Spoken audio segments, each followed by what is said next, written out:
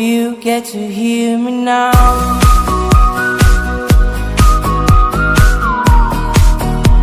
If you get to hear me now. Wabarakatuh. Baiklah, kali ini kita akan mempelajari tentang sejarah Indonesia dengan materi peran Indonesia dalam upaya menciptakan perdamaian dunia. Yang pertama itu pelaksanaan Konferensi Asia Afrika atau KAA pada tahun 1955. Nah, berakhirnya Perang Dunia Kedua pada Agustus 1945 tidak berarti pula situasi permusuhan di antara bangsa-bangsa di dunia dan tercipta perdamaian dan keamanan. Ternyata di beberapa belahan dunia, terutama di belahan bumi Asia dan Afrika, masih ada masalah dan muncul masalah baru yang mengakibatkan permusuhan yang terus berlangsung, bahkan pada tingkat perang terbuka, seperti wilayah Korea, Indochina, Palestina, Afrika Selatan, dan Afrika Utara. Masalah-masalah tersebut sebagian disebabkan oleh lahirnya dua blok kekuatan yang bertentangan secara ideologi maupun kepentingan, yaitu blok Barat dan blok Timur. Masing-masing blok berusaha menarik negara-negara Asia dan Afrika untuk menjadi pendukung mereka. Hal ini mengakibatkan tetap hidupnya dan bahkan tumbuhnya suasana permusuhan yang terselubung di antara dua blok itu dan pendukungnya. Suasana permusuhan tersebut dikenal dengan nama Perang Dingin. Munculnya ketegangan dunia akibat dari adanya persaingan antara blok Barat dan blok Timur sangat mengkhawatirkan sebagian negara-negara di kawasan Asia dan Afrika yang pada akhir Perang Dunia II sebagian besar baru memperoleh kemerdekaan. Adanya persaingan kedua blok tersebut membuat negara-negara Asia Afrika khawatir bahwa wilayah mereka akan dijadikan arena persaingan dan perebutan pengaruh yang bisa menyebabkan ketidakstabilan politik dan ekonomi di kawasan tersebut. Kekhawatiran mereka menjadi kenyataan dengan munculnya beberapa konflik di kawasan Asia seperti Perang Vietnam dan Perang Korea. Di dalam dua konflik tersebut, pihak-pihak internal yang bersengketa atau berkonflik mendapatkan dukungan dari masing-masing blok. Korea Utara dan Vietnam Utara mendapat dukungan dari blok Timur, yaitu Uni Soviet. Sedangkan pihak lawannya, Korea Selatan dan Vietnam Selatan, mendapat dukungan dari blok Barat, yaitu Amerika Serikat. Dalam persaingan antara kedua blok tersebut, keduanya memang tidak pernah berhadapan secara langsung dalam perang terbuka. Melihat fenomena seperti itu, beberapa pimpinan negara-negara Asia Afrika yang baru merdeka, seperti Indonesia, India, Burma atau Myanmar, Sri Lanka, dan Pakistan berinisiatif untuk membuat pertemuan yang akan mendiskusikan permasalahan-permasalahan dunia yang krusial pada saat itu. Keadaan itulah yang melatar belakangi lahirnya gagasan untuk mengadakan Konferensi Asia Afrika atau KAA. Gagasan untuk mengadakan sebuah konferensi yang melibatkan negara-negara Asia Afrika diawali dari pertemuan di Colombo yang digagas oleh PM Sri Lanka Sir John Kotewala.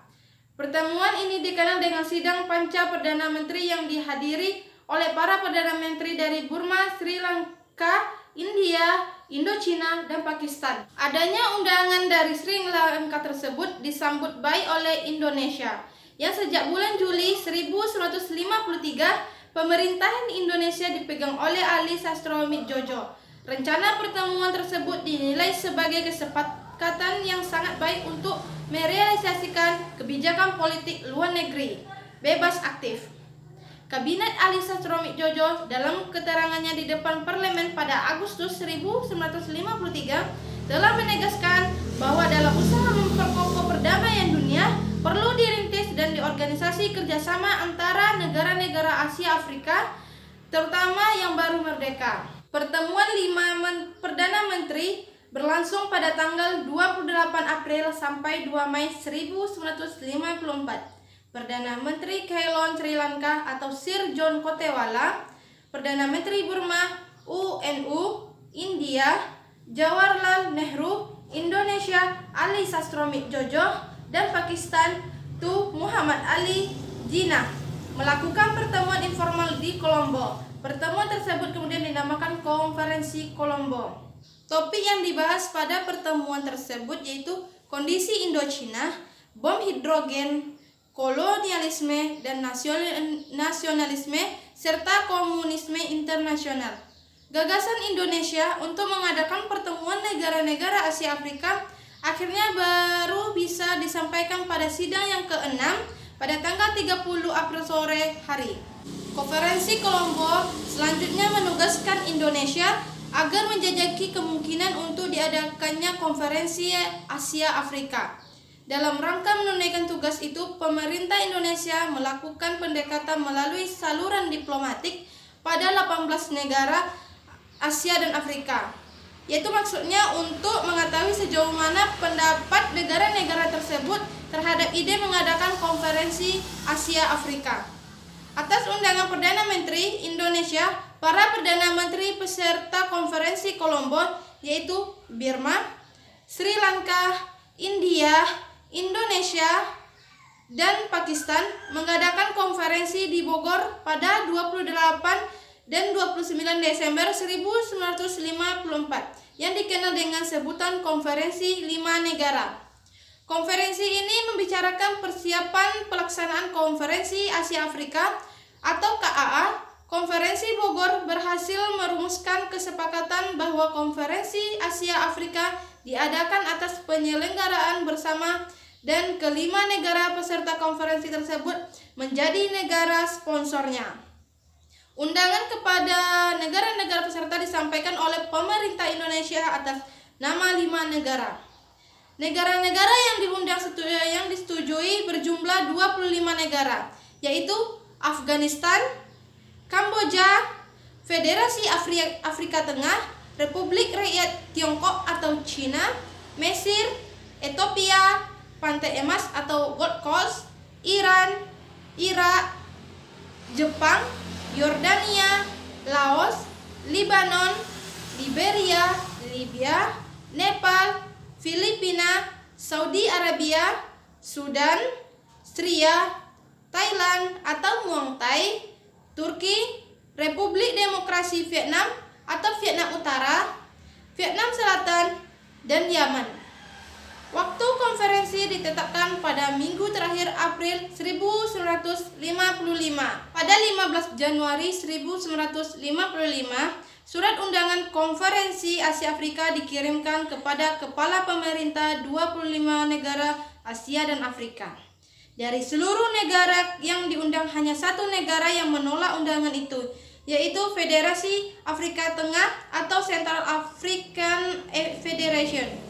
Karena memang negara itu masih dikuasai oleh orang-orang dari penjajahnya. Sedangkan 24 negara lainnya menerima baik undangan itu. Meskipun pada mulanya ada negara yang masih ragu-ragu. Sebagian besar delegasi peserta konferensi tiba di Bandung lewat Jakarta pada 16 April 1955. Nah, pada tanggal 18 April 1955, Konferensi Asia Afrika dilaksanakan di Gedung Merdeka, Bandung. Konferensi dimulai pada pukul 09.00 WIB dengan pidato pembukaan oleh Presiden Republik Indonesia Insinyur Soekarno. Sidang-sidang selanjutnya dipimpin oleh Ketua Konferensi Perdana Menteri RI atau Republik Indonesia Ali Sastromik Jojo. Konferensi Asia Afrika di Bandung melahirkan suatu kesepakatan bersama yang merupakan pokok-pokok tindakan dalam usaha menciptakan perdamaian dunia. Ada 10 pokok yang dicetuskan dalam konferensi tersebut, yaitu yang disebut dengan Dasar Sila Bandung, yang isinya yang pertama yaitu menghormati hak-hak dasar manusia dan tujuan-tujuan serta asas-asas kemanusiaan yang termuat dalam Piagam PBB. Kedua, menghormati kedaulatan dan integritas teritorial semua bangsa. Ketiga, mengakui persamaan semua suku-suku bangsa dan persamaan semua bangsa besar maupun kecil. 4. Tidak melakukan campur tangan dalam soal-soal dalam negara lain. Kelima, menghormati tiap-tiap bangsa untuk mempertahankan diri secara sendirian atau secara kolektif. yang sesuai dengan piagam PBB. Keenam, tidak melakukan tekanan terhadap negara-negara lain. Ketujuh, tidak melakukan tindakan-tindakan atau ancaman agresi terhadap integritas teritorial dan kemerdekaan negara lain. Kedelapan, menyelesaikan segala perselisihan internasional dengan jalan damai seperti perundingan, persetujuan, dan lain-lain yang sesuai dengan piagam PBB. 9. Memajukan kerjasama untuk kepentingan bersama. Ke-10. Menghormati hukum dan kewajiban-kewajiban internasional. Dalam penutupan komunike terakhir dinyatakan bahwa Konferensi Asia Afrika menganjurkan supaya kelima negara penyelenggara mempertimbangkan untuk diadakan pertemuan selanjutnya dengan meminta pendapat negara-negara peserta lainnya. Tetapi usaha untuk mengadakan Konferensi Asia Afrika kedua selalu mengalami hambatan yang sulit diatasi. Konferensi Asia Afrika di Bandung telah berhasil menggalang persatuan dan kerjasama di antara negara-negara Asia dan Afrika, baik dalam menghadapi masalah internasional maupun masalah regional. Konferensi serupa bagi kalangan tertentu di Asia dan Afrika beberapa kali diadakan pula, seperti Konferensi Wartawan Asia Afrika, Konferensi Islam Asia Afrika, Konferensi Pengarang Asia Afrika, dan Konferensi Mahasiswa Asia Afrika. Konferensi Asia Afrika telah membakar semangat dan menambah kekuatan moral para pejuang bangsa-bangsa Asia dan Afrika yang pada masa itu tengah memperjuangkan kemerdekaan tanah air mereka. Nah, semua ini menandakan bahwa cita-cita dan semangat Dasar-Sila Bandung semakin merasuk ke dalam tubuh bangsa Asia dan Afrika. Dengan diselenggarakan KAA di Bandung, Kota Bandung menjadi terkenal di seluruh dunia. Semangat perdamaian yang dicetuskan di Kota Bandung dijuluki Semangat Bandung atau Bandung Spirit. Untuk mengabadikan peristiwa sejarah penting itu, jalan protokol di Kota Bandung yang terbentang di Gedung Merdeka diberi nama Jalan Asia Afrika. Kedua yaitu Gerakan Non-Blok atau GNB. Gerakan Non-Blok atau GNB adalah suatu gerakan yang dipelopori oleh negara-negara dunia ketiga yang beranggotakan lebih dari 100 negara-negara yang berusaha menjalankan kebijakan luar negeri yang tidak memihak dan tidak menganggap dirinya beraliansi dengan blok barat dan blok timur. Gerakan non-blok yang mempresentasikan 55% penduduk dunia dan hampir 2/3 keanggotaan PBB. Mayoritas negara-negara anggota GNB adalah negara-negara yang baru memperoleh kemerdekaan setelah berakhirnya Perang Dunia Kedua dan secara geografis berada di benua Asia, Afrika, dan Amerika Latin. Setelah berakhirnya Perang Dunia Kedua, tempatnya di area 1950-an, negara-negara di dunia terpolarisasi dalam dua blok, yaitu blok barat di bawah pimpinan Amerika Serikat dan blok timur di bawah pimpinan Uni Soviet. Pada saat itu pertarungan yang sangat kuat antara blok barat dan blok timur. Era ini dikenal sebagai era Perang Dingin atau Cold War. Perang Dingin ini berlangsung setelah berakhirnya Perang Dunia Kedua hingga runtuhnya Uni Soviet pada tahun 1989. Nah, pertarungan antara blok barat dan blok timur berupaya untuk memperluas sphere of interest dan sphere of influence dengan sasaran utama perebutan penguasaan atas wilayah-wilayah potensial di seluruh dunia. Akibat persaingan antara kedua blok tersebut, muncul beberapa konflik yang berada di Asia seperti Perang Korea dan Perang Vietnam. Dalam kondisi seperti ini muncullah kesadaran yang kuat dari para pemimpin dunia ketiga saat itu untuk tidak terseret dalam persaingan antara kedua blok tersebut. KAA di Bandung merupakan proses awal lahirnya GNB. Tujuan KAA adalah mengidentifikasi dan mengalami masalah-masalah dunia waktu itu dan berusaha mengonfirmasi kebijakan bersama negara-negara yang baru merdeka tersebut pada tataran hubungan internasional. Pembentukan organisasi Gerakan Non-Blok dirancang dalam konferensi tingkat tinggi atau KTT 1 di Belgrade, Yugoslavia pada 16 September 1961 yang dihadiri oleh 25 negara dari Asia dan Afrika. Dalam KTT 1 tersebut, negara-negara pendiri GNB bertetapkan untuk mendirikan suatu gerakan dan bukan suatu organisasi untuk menghindarkan diri dari implikasi birokratik dalam membangun upaya kerjasama di antara mereka. Pada KTT 1 juga ditegaskan bahwa GNB tidak diarahkan pada suatu peran pasif dalam politik internasional, tetapi untuk memformulasikan posisi sendiri secara independen yang merefleksikan kepentingan negara-negara anggotanya. Dalam perjalanan sejarahnya, KTT 1 di Belgrade tahun 1961, gerakan non-blok telah 16 kali menyelenggarakan konferensi tingkat tinggi. Yang terakhir KTT 16 yang berlangsung di Teheran pada Agustus 2012. Indonesia sebagai salah satu pendiri GNB pernah menjadi tuan rumah penyelenggaraan KTT GNB yang ke-10 pada tahun 1992. KTT 10 ini diselenggarakan di Jakarta, Indonesia pada 1 September 1992 sampai 7 September 1992 dipimpin oleh Soeharto. KTT ini menghasilkan pesan Jakarta yang mengungkapkan singkat kerjasama Utara Selatan dalam era pasca Perang Dingin. Yang ketiga itu misi pemeliharaan perdamaian Garuda. Pengiriman misi Garuda yang pertama kali dilakukan pada bulan Januari 1957. Pengiriman misi Garuda dilatar belakangi adanya konflik di Timur Tengah terkait masalah nasionalisasi terusan Suez yang dilakukan oleh Presiden Mesir Gama. Sidang Umum PBB Menteri Luar Negeri Kanada Lester B. Pearson mengusulkan agar dibentuk suatu pasukan PBB untuk memelihara perdamaian di Timur Tengah. PBB membentuk sebuah komando PBB dengan nama United Nations Emergency Forces atau UNEF. Pada tanggal 8 November, Indonesia menyatakan kesediaannya untuk turut serta menyumbangkan pasukan dalam UNEF. Yang keempat itu ASEAN.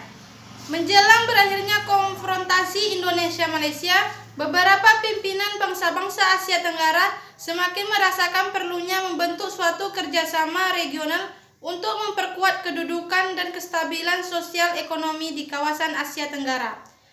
Pada tanggal 5-8 Agustus di Bangkok dilangsungkan pertemuan antar menteri luar negeri dari 5 negara, yakni Adam Malik dari Indonesia, Tun Abdul Razak dari Malaysia, S. Rajatnam dari Singapura, Narcisco Ramos dari Filipina, dan tuan rumah Tanat Khoman dari Thailand. Pada 8 Agustus 1967, para menteri luar negeri tersebut menandatangani suatu delegasi yang dikenal sebagai Bangkok Declaration atau Deklarasi Bangkok. Deklarasi tersebut merupakan persetujuan kesatuan tekad kelima negara tersebut untuk membentuk suatu organisasi kerjasama regional yang disebut Association of Southeast Asian Nations atau ASEAN. Menurut Deklarasi Bangkok, tujuan dari ASEAN itu yang pertama, mempercepat pertumbuhan ekonomi, kemajuan sosial, dan perkembangan kebudayaan di Asia Tenggara. Yang kedua, memajukan stabilisasi dan perdamaian regional Asia Tenggara. Ketiga, memajukan kerjasama aktif dan saling membantu di negara-negara anggota dalam bidang ekonomi, sosial, budaya, teknik, ilmu pengetahuan, dan administrasi. Keempat, menyediakan bantuan satu sama lain dalam bentuk fasilitas-fasilitas latihan dan penelitian.